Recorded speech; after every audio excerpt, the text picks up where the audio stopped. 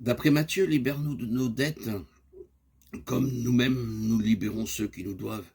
Et d'après Luc, libère-nous de nos péchés, comme nous-mêmes nous pardonnons. La traduction courante est pardonne-nous nos offenses, comme nous pardonnons à ceux qui nous ont offensés. Il est intéressant que Luc et Matthieu diffèrent dans l'expression de ce que Yeshua désirait à l'instant de sa prière. Pour Matthieu, ce que Yeshua demande, c'est la libération de toute dette, pour lui et pour les autres. Être libre, enfin, ne plus rien devoir à personne, ni aux hommes, ni à Dieu, pour ne plus avoir à les aimer sous le joug de la nécessité ou de l'échange, mais dans la gratitude et la spontanéité.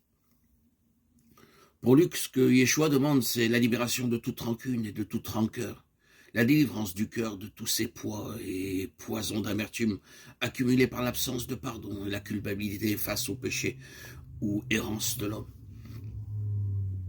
Il s'agit de devenir enfin capable de miséricorde, d'être parfait comme celui qui est la perfection même, d'être miséricordieux comme il est miséricordieux. Les traductions hébraïques et araméennes invitent davantage à la patience à l'égard des manques, chovotez-nous, ou des manquements de l'autre, ce qui nous permettra de mieux accepter nos propres manques et de demeurer magnanimes devant les torts ou les offenses dont nous sommes parfois accablés. Libère-nous de nos dettes. Quel genre de dettes avons-nous contractées? Est-il question de dettes matérielles? S'agit-il de rembourser quelques emprunts? De satisfaire le fisc? Ou bien est-il question de dettes psychologiques? On nous a souvent dit « tu me dois le respect » ou encore « après tout ce que j'ai fait pour toi ». Après tous les dons supposés et comptabilisés par l'autre, il s'agirait de rendre la monnaie.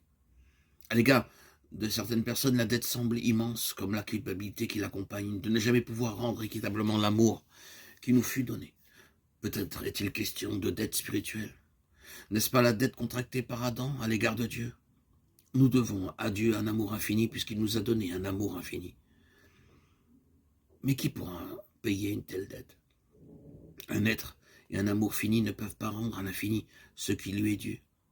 Certains théologiens ont imaginé que Yeshua venait payer cette dette et combler le manque d'amour ou la faute d'Adam. N'ont-ils jamais prié le Notre Père où Yeshua demande d'être délivré de toute dette? Comment peut-on être délivré de ces dettes? Quelle pratique, quelle expérience Yeshua nous propose-t-il à ce sujet? Remettre nous-mêmes à nos débiteurs, libérer de leurs dettes ceux qui nous doivent quelque chose, matériellement ou psychologiquement, est-ce possible? L'Évangile nous propose d'essayer de vérifier cela par l'expérience et de voir par nous-mêmes les conséquences de tels actes. Quelle transformation, quelle libération cela peut-il provoquer dans l'homme et par voie de conséquence dans la société où il vit?